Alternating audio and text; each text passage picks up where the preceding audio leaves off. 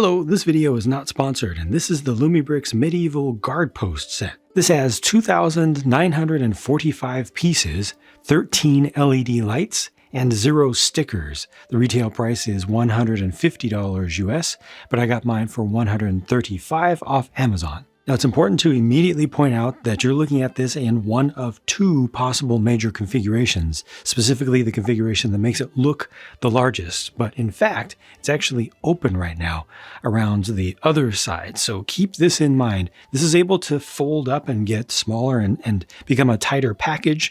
But if you want the largest display, this is an option for you. That also gives you good access to the interior. But then, you do have this one side that is less camera friendly. There's also some weird stuff going on with the lights here. I've got two USB-A connectors on this right now. Both of those come with it, but they also have battery packs, plural. One of them is integrated in right here, but I'll cover the other one in a little while. First, I want to just give you a general overview of the whole thing. Make sure you understand what this product is all about. Unlike most Lumibricks sets, this one does not put any focus on removing floors to get easier access to interiors. Instead, they put all of the emphasis on opening doors from the sides so that you can see inside of there, get your hands in there. You've got something over here that's able to open up. You've got this here, which also is able to open up above in the opposite direction. Down at the main entrance, you've got a couple of doors that will simply open inward. That's more for your figures to get access. And then over here on this tower, this also has a couple of ports that can be opened up for our access to see inside. And then finally across the courtyard over to here, there's just a door. And this is again, primarily for minifigure access. You know what? Before I zoom in and start talking about fine details, let me get the discussion about this situation out of the way. Again, I've got two USB-A connectors that are included with the set that are connected right now to one single USB battery bank. You could also connect those, to any sort of charger or anything that will supply continuous USB power. But they also include this standard battery box over here that takes 3 AA batteries, and it has its USB-A port on the side here with an on-off switch. The other thing is connected across to this tower on this side, which by default is powered by, I'm gonna stick this in here, there we go, one of these, which I personally really dislike. This takes two 2032 watch batteries, the large button style batteries, to power this area over here, which by default does not have electrical connections to the main structure on this side. And that's because of the reconfigurability of the floor. I really personally dislike these. However, I'm glad that they did include the extra wire and adapter, including this female to female little white adapter right here to allow this to work, but they just don't give you any good way to route this wire if you do want to use this, in my personal opinion, more sensible way of powering the whole thing at one time. All right, since I'm already looking in this direction, let's start with a close-up look inside of this bell tower. I don't know if that's the official name of it, but that's what I'm calling it because it's a tower and it has a bell inside. It also has a small action feature there to allow you to swing it back and forth. It's a little bit loose, not the smoothest looking motion, but it's something that you can do to be hands-on and to make something actually work. It's kind of a nice bell piece, I suppose. Would be extra nice if it could actually make some sound, but that's okay. And then down below, you've got a cellar for storage of some wine, a couple different wines there. We've got a spilled glass, and this is just a pretty straightforward setup. Trust my process as I take you over to this courtyard and this training area. So they've got a training dummy here and also a target for some archery practice. They've got a barrel with some suggestions of arrows in there. So they just use a small bar piece with some feathers at the end to give you a little bit of realism. There's also a rotating platform here that you can put a figure on, and then you have remote access to rotating that around so you can pretend that you're striking against the target dummy there. And all the way in the back, there's a rack of some additional weapons, as well as a printed shield. I got to bring in a little bit of extra light just to help you to see that a bit, because it is kind of in a dark corner. One of the things contributing to the darkness of that corner is this stretch of wall, which is actually part of the exterior wall once you fold all this up, and I'll show you that mode later on. There's a reason that I'm starting here. You can thankfully actually take this out. This was a really smart choice to be able to just put this somewhere else to make this into more of a continuous courtyard. I'll go ahead and push these parts together a little bit better.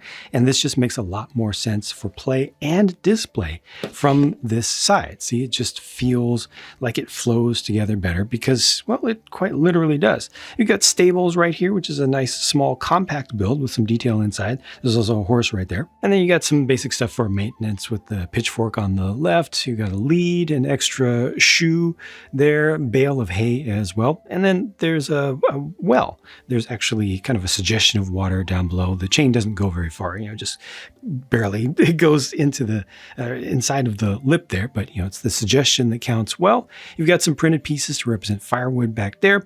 And I actually personally don't know what these represent. Is that supposed to be alfalfa? Is that like special feed for the horses? They're using those mop pieces recolored to dark green. Now we're over at the largest section of structure, which we're going to look at from the other side and look at the interior. This whole area focuses on basic living accommodations. So this is where food is prepared. You got the large fire there with a nice glowing fire from a single LED. I wish that the LED had just a little bit more of a realistic pulse to it and maybe even a little bit of flicker, but at least it's not blinking. It's kind of smooth how it works. And that does look nice as well. You got some additional cooking implements there as well as a couple of bowls. And over on this side, a store of some food with just fruits and vegetables in the crate there. Surprisingly, I didn't see any meat in this space. Up above is what they call a dormitory. Could call it barracks, but I guess it's fancy barracks because they've got some nice beds there, just a couple of them, and some extra decorations on the wall, which can also, of course, be used by your figures alternately if you want. And there is minifigure access to get up into these spaces because they have things like stairs. As a matter of fact, speaking of stairs, there's an extra set of stairs on this side. It's a little bit difficult to see, but you can see how it leads down into the corner. Here's the view from that corner, from down at the bottom of the stairs. You see this leads into basically a dungeon scene. And this skeleton is evidently being just used to hold items to be warmed by the fire. Is that what's going on there? Because that's a pretty fresh looking stock of, I want to say that's a leek right there. A pretty dark scene over here, which is, appropriate. I mean, we're talking about Middle Ages here. A lot of things were not particularly cool. And then outside, this is interesting because this is a mechanism. Look at what that does. See, that is actually lifting the stairs there. And that rotates the stairs all the way up so that you can use the same stairs now. Look at that. They're now going up to access this room. This is a plate room. What is that? It's a little diorama. Now, I personally don't recognize this exact layout from any existing Lumibricks products, so I don't know if this is representing an upcoming kind of main flagship scene that they're going to be creating with a major castle with that little river off to the side, or if it's just something for the sake of fun for the figures. But it's nice. It went together fairly quickly, but it was enjoyable to do. And then also this part that's flipped out here, well, that's the latrine, right? That's where you do your business. And this has a realistic feature to it because, well, you push this and that comes out. By default, it's going to just fall down. So if I close everything up here, it's going to fall down into this pile. And then there's a bucket and the shovel for cleaning it up.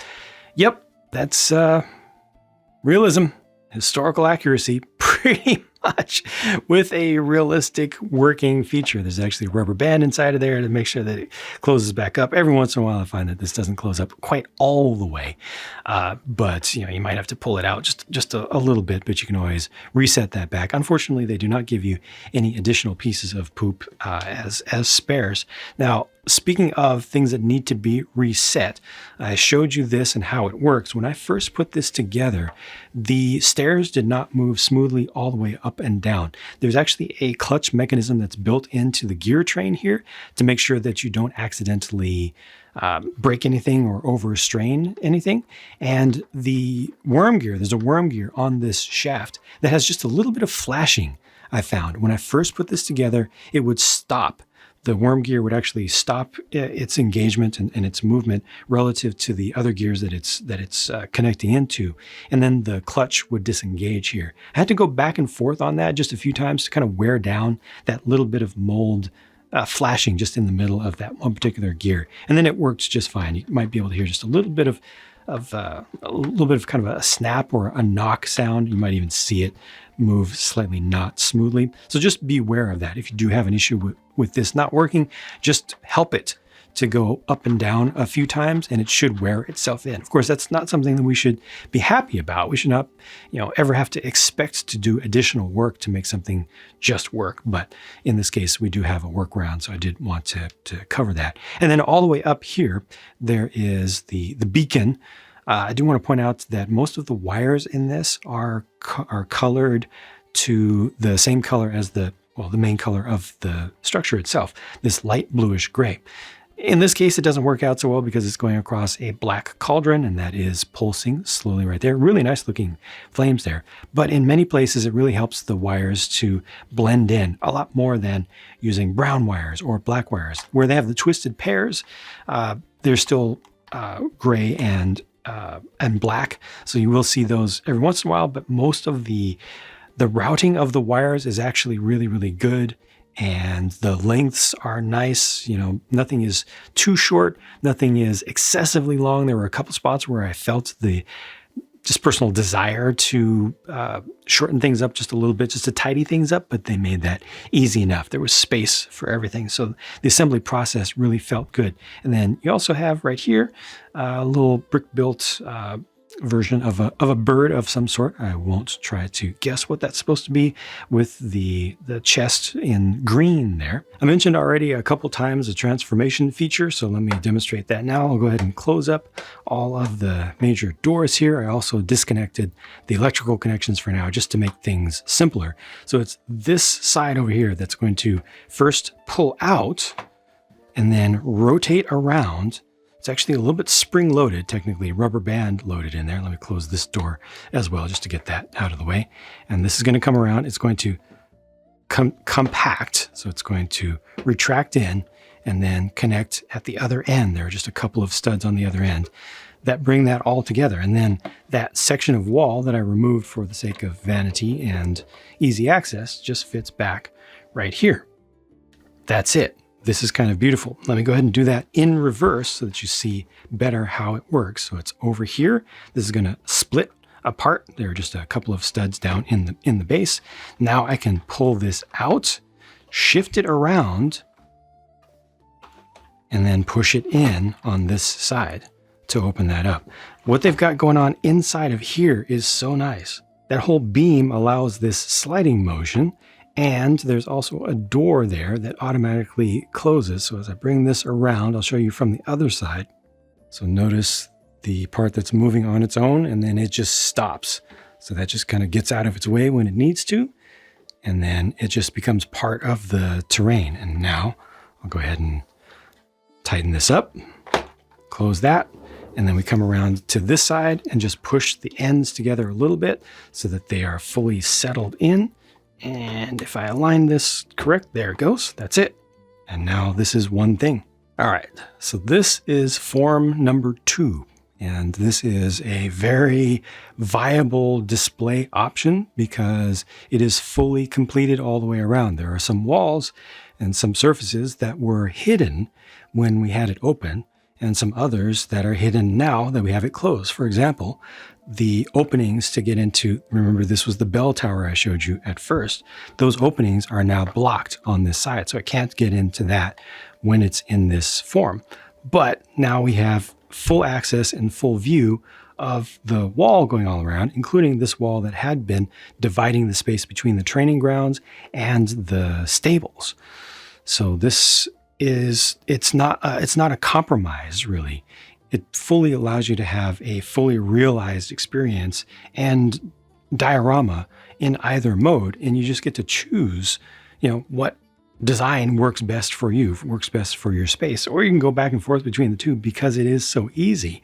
You don't have to take things apart. You literally just turn it and it goes to the other mode. I really, really respect and appreciate that approach to giving us different ways to experience this set, to get easy access. I mean, even like this though, looking from the top, you still have decent access to the entire courtyard area. In some ways better because, now it's a fully combined space with the maximum floor area or the maximum ground area there.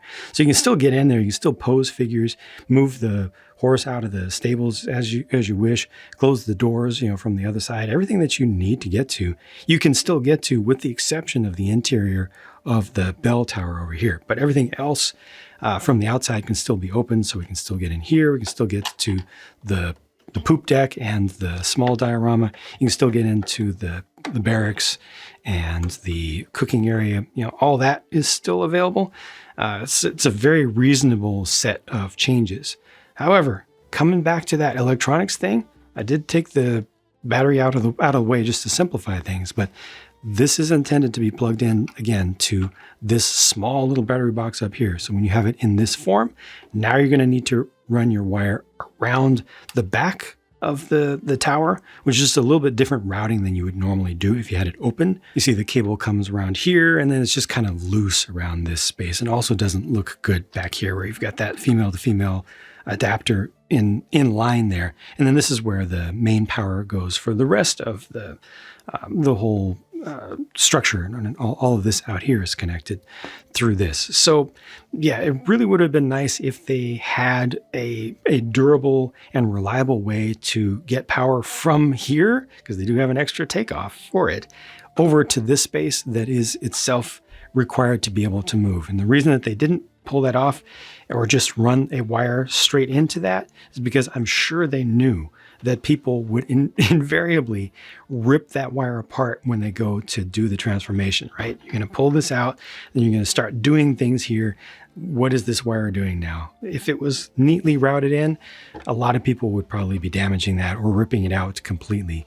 So yeah, that's the real problem, is that power needed to be routed in realistically from the other side, but then that has to move so much, and it's got the sliding as well as the rotation. And this is what they came up with instead, was just a compromise of 2 battery packs or 2 USB-As and one of your own battery banks. Let's go ahead and look at this with the lights in the room turned off. From the outside, there's a pleasing glow. This should not be a super bright scene. It should be lit literally by fires and torches and such. And that's exactly what we're seeing from the outside, especially when it's all closed up like this. And as I continue to turn this around, you're seeing that consistently. The flame up top, is large, but it's not too bright.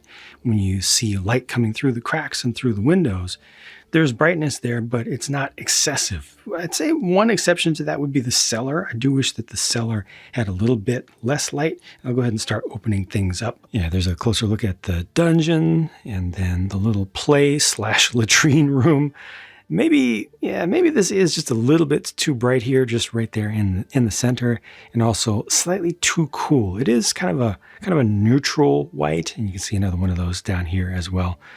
That one's not quite as bright, but it's really, I think, the white bedding and the white walls that reflect a lot more light and make this look just a little bit overdone.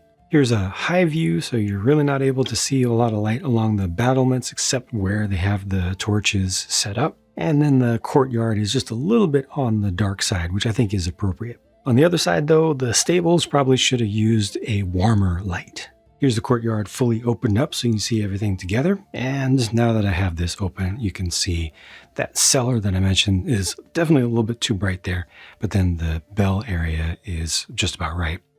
We'll quickly look at figures. Here are the first 2. I do like the designs that the graphics design team came up with for the prints, but some people like these characters, their design, some people don't. It is what it is. I'm surprised that these 2 don't have alternate faces. Lumibricks does like to do alternate faces, and both of these could have used them, since the helmet would hide the alternate, and this hair would also hide it, but they didn't do it for these. But there's a better look at the one face for this knight. And then these are the only other figures, just 4 in total in this huge set, which is surprising to me, but not a terrible thing because they don't cost that much. But I have a feeling that not a whole lot of people love these figures. Plenty of people are coming around to liking them well enough. But I think it's better to have too few rather than too many if it's going to start to affect the cost. And this one does have an alternate face, and that's to represent being drunk. Here's a quick size comparison to the big banquet hall. These are able to connect electrically with the sideways connectors. However, this right here will only connect to that side, the front side of the banquet hall, which makes for an awkward look.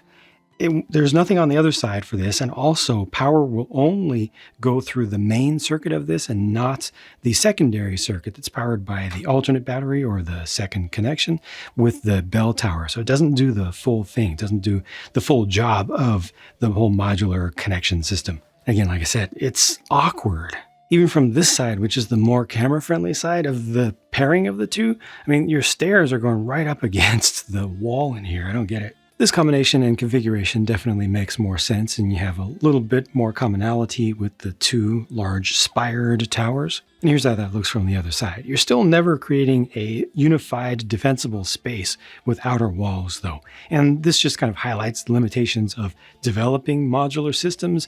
It's harder than it looks. Thankfully, this newer set puts on a much better showing, and with 55 short of 3,000 pieces at $150 US or less, more like $135 if you use my affiliate link at lumibricks.com, I could get a small commission that helps me to buy more sets to continue to show you and review for you, whether you're personally interested in a given set or not. Thank you to everyone who has used those affiliate links. But yeah, $135, even at $150, it still feels good because this has some serious mass to it, even though it does have that large open courtyard, which is mostly hollow space with some details around the edges. When I picked this up, it's got weight.